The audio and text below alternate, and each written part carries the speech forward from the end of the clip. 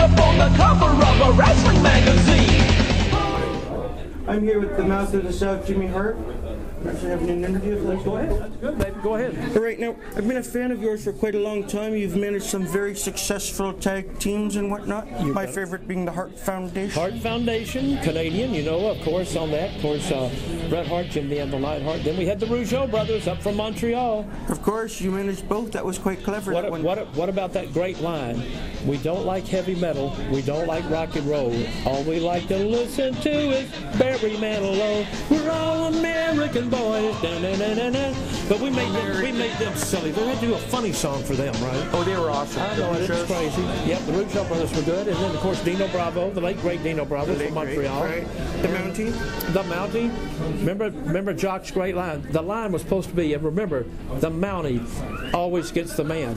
On the NBC, he got up there and goes, and remember, the man always gets the Mountie. And we all started laughing. He goes, what? The what? The what? I said, Jock, you got it backwards. But we had a lot of fun together. It's all The great. Mountie, I don't know.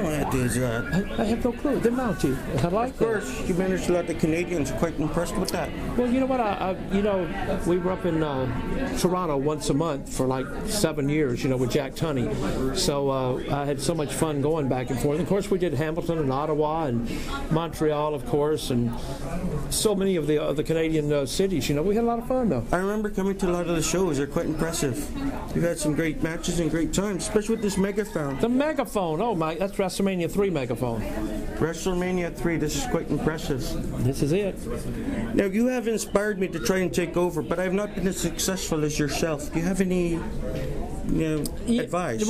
It's the outfit. The outfit. Yeah, we got to put some hearts on your outfit. We got to put some musical notes on the arms, some hearts up here. We're going to make you more colorful, and I think that's all you need. Really, just hearts? Hearts, just hearts. Hearts will make you more colorful. Oh, cool. Because remember what Dick Clark told me one time? I told my friends, if you dress like the audience, one day you're going to wind up sitting in the audience. Think about that, huh? I look like audience material. Okay, I see. I got to pump it up, right? Pump it up a little bit. Get some hairspray and stuff. No hair. I use Freeze and Shine. You don't need that. You ain't got any hair. Don't worry about it. Oh, I thought it was Maybe a tattoo. Oh my gosh, that's it. A tattoo. Tattoo of what? Well, I don't know. Well, Mike Tyson put a little tattoo on his face.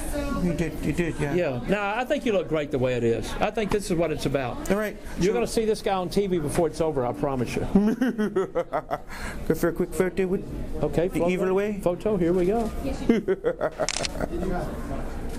All right, thank you very much. It's a pleasure talking to you and meeting you. Talking to you. Thank you so much. Let me sound. I've been the mouth of the South since I was in school.